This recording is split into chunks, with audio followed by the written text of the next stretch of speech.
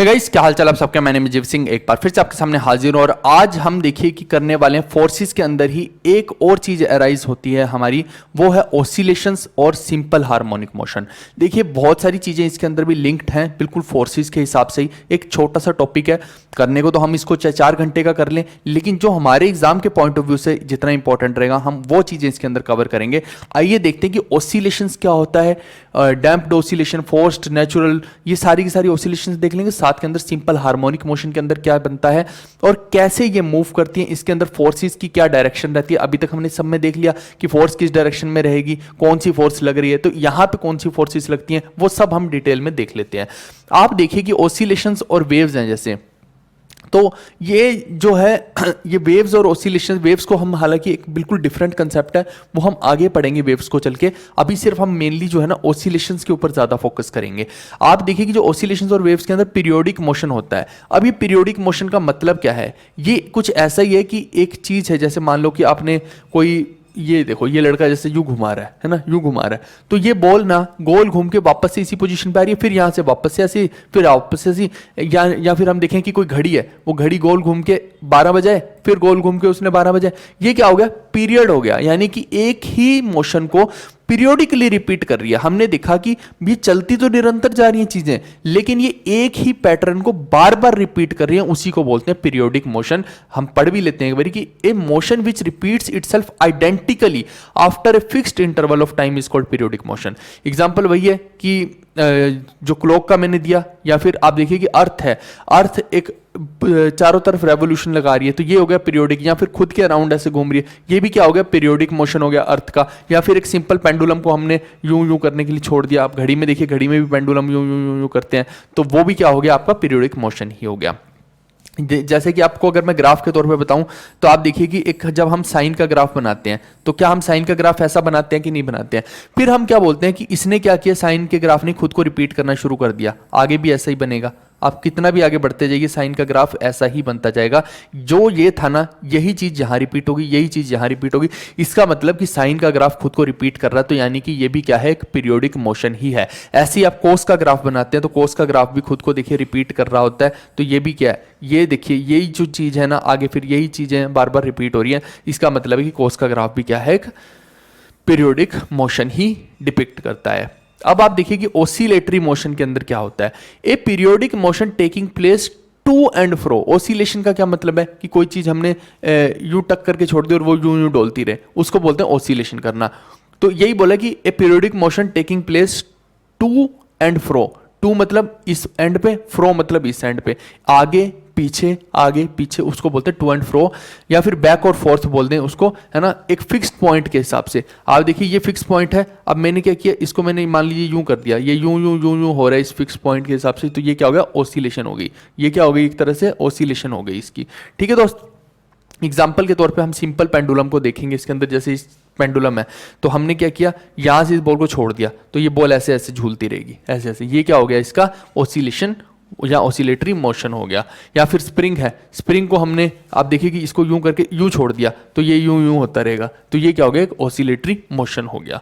If A particle oscillates with its own natural frequency, अगर ये अपनी ही नेचुरल फ्रीक्वेंसी से डोलता है, इधर उधर जाता है, without the help of any external periodic force, यानी कि आपने क्या किया, बस इसको यूं करके यूं छोड़ दिया, अभी अपनी ही फोर्स के साथ जो डोल रहा है ना ये, तो आपको पता है कि एक पॉइंट पे आके ये क्या होगा, डोलते डोलते रुक जाएगा। इसको क्या बोलते हैं, डैम्पिंग बोलते हैं। यानी कि डैम्प मतलब क्या हो गया, कम होता जाना, तो यानी कि इसका मोशन कम होता जाएगा और ये एक जगह पे आके रुक जाएगा। अब ये क्यों हो रहा है, क्योंकि उसके ऊपर अलग से कोई एक्सटर्नल फोर्स नहीं लगी है। अगर एक्सटर्नल फोर्स लगती तो वो इसके मोशन को पूरा मेंटेन करके रखती, ऐसे जा रहा तो वो ऐसे ही जाता रहता, वो रुकता ना, उसका मोशन कम होना शुरू ना होता। तो ये जो नेचुरल फ्रीक्वेंसी है ना इसकी खुद की ही, इसको बोलते हैं हम डैम्प्ड ऑसिलेशन, समझ गए। लेकिन दूसरी तरफ देखिए, अगर इसके ऊपर एक्सटर्नल फोर्स लगा रखी है, अब वो फोर्स ऐसी लगा रखी है कि जैसे इसकी फ्रीक्वेंसी कम होने लगेगी, वो फोर्स फिर से इसको रिटेन कर देगी, फिर से कर देगी, तो यानी कि ये ऐसे ऐसे डोलेगा, पूरा पूरा ऐसे ही डोलता रहेगा और निरंतर डोलता रहेगा जब तक कि वो फोर्स लगी हो, तो उसको क्या बोलते हैं हम, फोर्स्ड ऑसिलेशन बोलेंगे। बस यही चीज यहां पे मैंने बताई है आपको। आइए आगे देखते हैं इसमें। बहुत छोटा टॉपिक है। अब हम सिंपल हार्मोनिक मोशन की बात करते हैं। पहले मैं आपको क्या बता रहा था, अभी साइन का ग्राफ मैंने बताया, कोस का बताया। आप देखो यहाँ पे ये साइन का ग्राफ है, ये डिपिक्ट करता है सिंपल हार्मोनिक मोशन को। ऐसी ये कोस का है, ये भी इसी को डिपिक्ट करता है। अब वो डिपेंड करता है, देखिए सिंपल हार्मोनिक मोशन एक बहुत ही ऐसा टॉपिक है कि जो बहुत डिफिकल्ट टॉपिक है, इतना आसान नहीं है। लेकिन इसके अंदर जब हम वनडे एग्जाम के हिसाब से देखते हैं तो हमें कैलकुलेशन वगैरह थोड़ी करनी है। ये कोई जेई की तैयारी थोड़ी चल रही है, नीट की तैयारी थोड़ी चल रही है कि उस हिसाब से हमें पढ़ना है। तो हमें सिर्फ और सिर्फ उस हिसाब से पढ़ना है कि जो हमारे एग्जाम के पॉइंट ऑफ व्यू से रेलिवेंट है। फिर आप देखिए कि an oscillatory motion of a constant amplitude. अब समझना इसके अंदर क्या होता है, कांस्टेंट एम्पलीट्यूड होता है और सिंगल फ्रीक्वेंसी होती है। ये नहीं कि फ्रीक्वेंसी बार बार इसकी बदल रही है। मैंने जैसे कि आपको बताया कि अगर वो चीज यूं जाके यूं जा रही है तो वो यूं जाके यूं ही जाती रहेगी। ऐसा नहीं है कि आप देखिए कि पहले तो वो यूं जाके यूं गई, फिर नीचे जाके वो यहां गई, फिर नीचे जाके यहां गई। ऐसा नहीं हो रहा। जो मोशन जिस फ्रीक्वेंसी में चल रहा है, अगर एक सेकंड में 2 बार ऐसे जा रही है तो 2 बार ही जाएगी, इसको बोलते हैं फ्रीक्वेंसी। और अगर इस हाइट तक जा रही है, एम्पलीट्यूड तक जा रही है, तो वो यहीं तक ही जाएगी, वो बीच तक नहीं जाएगी। तो ये क्या हो गया, इसका मतलब हो गया कि इसका कांस्टेंट एम्पलीट्यूड होता है और सिंगल फ्रीक्वेंसी होती है, एक ही फ्रीक्वेंसी होती है, बदलती नहीं है frequency. Under a restoring force whose magnitude is proportional to the displacement and always acts towards the mean position. जो इसका मैग्नीट्यूड होता है वो किसके प्रोपोर्शनल होता है, डिस्प्लेसमेंट के प्रोपोर्शनल होता है। और ये हमेशा किसके टुवर्ड्स होता है, मीन पोजीशन के। जैसे कि एक पेंडुलम है, ये जा रही है तो इसकी मीन पोजीशन ये है, तो ये हमेशा कोशिश करेगी अपनी मीन पोजीशन को गेन करने की, वापस से यहीं आने की, वापस से यहीं। और अंत में अगर इसको मैं बिल्कुल छोड़ दूं तो ये वापस से डोल डाल के वापस से इस पोजीशन में आ जाएगी। यही इसकी मेन पोजीशन होती है। अब यहां पे जो आपसे क्वेश्चन कैसे पूछ सकता है वो मैं बताता हूं।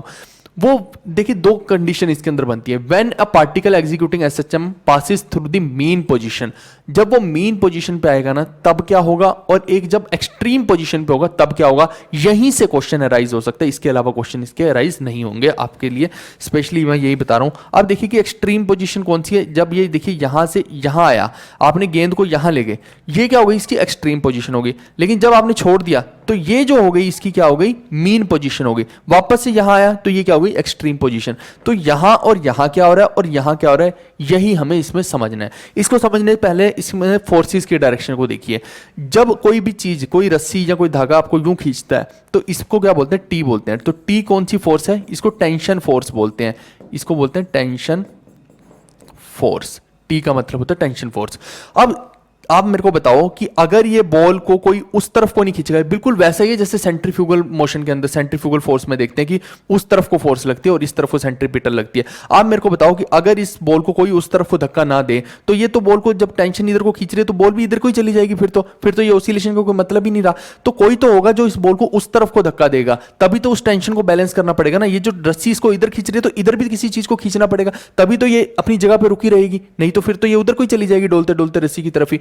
तो यहां पर जो खींच रहा है ना वो इसका आ रहा है वेट। वेट क्या होता है, mg वेट। तो बट मैंने आपको बताया कि वेट तो हमेशा नीचे को डायरेक्शन को लगेगा, वेट कोई एंगल में थोड़ी लगता है। तो वेट तो हमेशा ऐसे ही लगेगा, बॉल का वेट तो ऐसे ही लगेगा। लेकिन आप देखिए कि ये जो वेट ऐसे लग रहा है ना, इसको मैं 2 भागों में बांट सकता हूं, एक इस तरफ और एक इस तरफ। जो इस तरफ वाला वेट लगेगा, इसी लाइन को मैंने आपको बताया था ना, देखिए कि एक कोई भी फोर्स ऐसे एफ लग रही है तो मैं क्या कर सकता हूं, ये थीटा, तो मैं इसको एफ कोस थीटा और इधर एफ साइन थीटा की ऐसे 2 भागों में बांट सकता हूं, एक इधर और एक इधर। वर्टिकल और हॉरिजॉन्टल में फोर्स को हमेशा बांटा जा सकता है। सेम यही कंसेप्ट मैं यहां लगा रहा हूं, बस उल्टा करके लगा रहा हूं। यानी फोर्स यहां पे नीचे को लग रही है तो मैं एक इधर को बनाऊंगा और एक इधर को बनाऊंगा। तो ये जो इसी फोर्स के 2 वेक्टर बनाए, एक इधर को वेक्टर बना दिया, एक इधर को। जो इधर वाला वेक्टर है वो है mg sin थीटा। वो क्या कर रहा है, वो इस बॉल को इधर को चलाने में हेल्प कर रहा है। लेकिन जो इधर वाला वेक्टर है वो एक तरह से वही काम कर रहा है जो सेंट्रीफ्यूगल फोर्स करती है। यानी कि ये टेंशन जो इसको इधर खींच रही है तो ये इधर वाला फैक्टर इसको इधर को खींच रहा है, यानी कि इस टेंशन को बैलेंस करके रखेगा, इस रस्सी में बल नहीं आने देगा। अगर ये रस्सी ढीली हो गई तो ये तो बॉल का सारा मोशन वहीं पे खराब हो जाएगा। तो ये क्या कर रहा है, ये पूरा इसको बैलेंस कर रहा है टेंशन को। अब आप समझना कि ये एंगल थीटा क्यों और ये थीटा क्यों, ये कुछ वैसा ही कंसेप्ट है। आपको देखिए कोरस्पॉन्डिंग एंगल्स का अगर मैं आपको बताता हूं, अभी आप देखो जैसे ये एंगल और ये एंगल अगर मैं पूछूं आपसे कि क्या होता है, हम बोलते थे मैथ्स के अंदर कि अगर ये लाइन इसके पैरेलल है तो ये अगर थीटा है तो ये भी थीटा ही है। समझ गए? तो सेम वही कंसेप्ट यहां है। आप देखना ये जो लाइन है ये वाली, ये इसके पैरेलल है। जब ये दोनों लाइंस पैरेलल हैं, समझना ये दोनों लाइंस पैरेलल हैं, तो ये क्या है, ये ट्रांसवर्सल है, तो ये अगर थीटा होगा तो ये भी थीटा होगा, यानी ये थीटा होगा तो ये भी थीटा होगा। थोड़ा सा अगर मैथ्स आपने पढ़ा होगा बचपन में या अभी भी पढ़ रहे होंगे तो इतना तो कॉमन अंडरस्टैंडिंग है। नहीं भी समझ आ रहा है किसी को मैथ्स का तो सीधा समझ लेना ये थीटा है तो ये भी थीटा है, फिर ज्यादा दिमाग मत लगाओ। मेरे को मैथ्स का बताना था, मैंने बता दिया कि कॉरस्पॉन्डिंग एंगल्स की वजह से वो है, बट फिर भी किसी को नहीं समझ में आता तो कोई दिक्कत नहीं है, छोड़ देना, बस सिंपल से बात समझ लीजिए कि ये थीटा है तो ये भी थीटा ही होगा। समझ गए? अब देखिए कि जब ये, समझो मेरी बात को, कि जब ये जो पोजीशन है बॉल की यहां आ गई, जब ये यहां पे आ गई तो आप मेरे को बताओ कि ये जो एंगल तो ऐसे हो गया, तो यानी कि ये थीटा क्या हो गया, ऐसे देखिए ना, ये जीरो हुआ कि नहीं हुआ, क्योंकि आपने थीटा इसी के हिसाब से तो ये थीटा लिया था कि इतना थीटा है।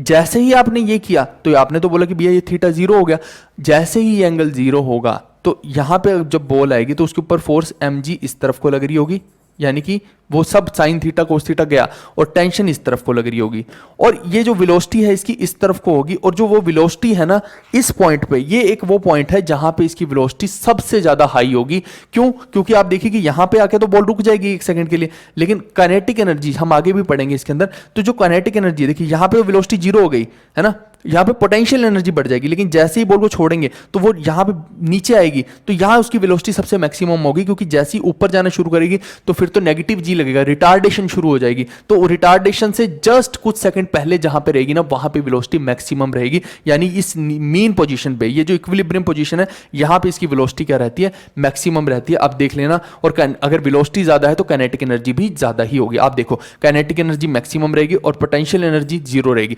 जहां पे काइनेटिक एनर्जी ज्यादा हो गई, यानी सारा कुछ मोशन में ही कन्वर्ट हो गया, तो पोटेंशियल एनर्जी का कोई मतलब ही नहीं है। पोटेंशियल एनर्जी वो होती है जो अपने अंदर स्टोर करके रखती है, एग्जीक्यूट नहीं करती, अभी अपने अंदर स्टोर करके रखा हो। ये आगे जब एनर्जी पढ़ेंगे ना तो वहां ज्यादा अच्छे से समझ में आएगा, लेकिन अभी के लिए आप समझ लीजिए, जब एनर्जी का, अगर आप जैसे आप अभी इसको समझ के आप एनर्जी पे जाइएगा, एनर्जी के चैप्टर पढ़ के वापस से इस छोटे से सेशन को देखने आइएगा तो आपको और बेहतरीन समझ में आएंगी ये चीजें, क्योंकि ऐसे मैं अब बीच में ही ब्रेक करके एनर्जी पढ़ाने लग जाऊं वो उचित नहीं है। ठीक है, इसीलिए मैं कह रहा हूं कि हमने सारा सेशन तो दे दिए हैं आपको, तो आप पहले एनर्जी पे जाके इस सेशन को समझना, तो पहले एनर्जी के सेशन को समझ के फिर इस पे आना, तो आपको इजी समझ में आएगा। ठीक है, तो यहां पे देखिए इस पोजीशन पे पोटेंशियल एनर्जी जीरो है, क्योंकि आप देखिए कि ये मैक्सिमम हाइट थी जहां इसको जाना था, अब इससे नीचे तो ये कहीं जा ही नहीं सकती है, this is the maximum lower height, इसके नीचे तो धागा टूटेगा तभी जाएगी, तो यहां पे पोटेंशियल एनर्जी जीरो हो गई और काइनेटिक एनर्जी मैक्सिमम हो गई, वही यहां पे लिखा है। और अगर काइनेटिक एनर्जी मैक्सिमम तो वेलोसिटी तो मैक्सिमम होगी ना, यहां जीरो थी वेलोसिटी, यहां पे मैक्सिमम है वेलोसिटी, तो आप देखिए ये भी है। और acceleration of the particle zero हो जाएगी, उसका कारण ये है कि यहां पे ये अपने मैक्सिमम पे पहुंच चुका है, और अभी इसके बाद जो आगे शुरू होनी है वो तो डेक्सेलरेशन शुरू होनी है, रिटार्डेशन शुरू होनी है दोस्त, क्योंकि वो ऊपर को जाएगा, तो यानी कि यहाँ पे एक्सेलरेशन भी जीरो है। अब देखिए कि no force acts on the particle, तो ये एक ऐसा पोजीशन है जहां पे टेंशन जो है वो mg को बैलेंस कर रही है। आप देखिए ना इधर को कोई फोर्स लग रही ना इधर को, और ये जो दोनों फोर्सेज है इन्होंने तो आपस में बैलेंस कर रखा है, तो सिंपल सा बात बोलेंगे कि नेट फोर्स यहाँ पे क्या हो जाएगी, जीरो हो जाएगी। तो ये कौन सा केस बनता है, ये बनता है व्हेन पार्टिकल जो है वो मीन पोजीशन ये वाली है, इसको क्या बोलते हैं, इस पोजीशन को हम बोलते हैं, यहां लिख देता हूं मैं, मीन पोजीशन। ठीक है, और ये जो पोजीशन है यहां पे और यहां पे, ये जो है इनको क्या बोलते हैं हम, इसको बोलते हैं एक्सट्रीम पोजीशन। ठीक है दोस्त, ये हो गई एक्सट्रीम और ये हो गई मीन। अब देखिए एक्सट्रीम पे जब जाएगी, चाहे वो इधर मान लीजिए चाहे इधर मान लीजिए, तो जब इस एक्सट्रीम पे रहेगी, ये दोनों तो एक्सट्रीम है, तो यहां पे आप देखिए कि पोटेंशियल एनर्जी मैक्सिमम होगी। क्यों? क्योंकि यहां पे आके वेलोसिटी जीरो हो जाती है। जब काइनेटिक एनर्जी जीरो होगी, क्योंकि वेलोसिटी जीरो है तो इसीलिए काइनेटिक एनर्जी जीरो हो गई, तो जब काइनेटिक एनर्जी जीरो होती है तो वहां पे सबसे ज्यादा क्या हो जाती है, पोटेंशियल एनर्जी इकट्ठी हो जाती है। पोटेंशियल एनर्जी मतलब है एनर्जी स्टोर हो गई है। अब देखिए यहां तक आ गई है बॉल, जैसे इसको टक करके छोड़ूंगा ना तो ये नीचे को खुद ही जाने शुरू कर देगी, इसी को क्या बोलते हैं, पोटेंशियल एनर्जी। आपने धनुष को यूं खींचा, जब तक यूं खींचा हुआ है तो ये क्या है, पोटेंशियल एनर्जी। यूं टक करके छोड़ा तो वो किस में कन्वर्ट हुई, काइनेटिक एनर्जी में। इसीलिए कह रहा हूं एनर्जी देख के आएंगे तो ज्यादा समझ में आएगा।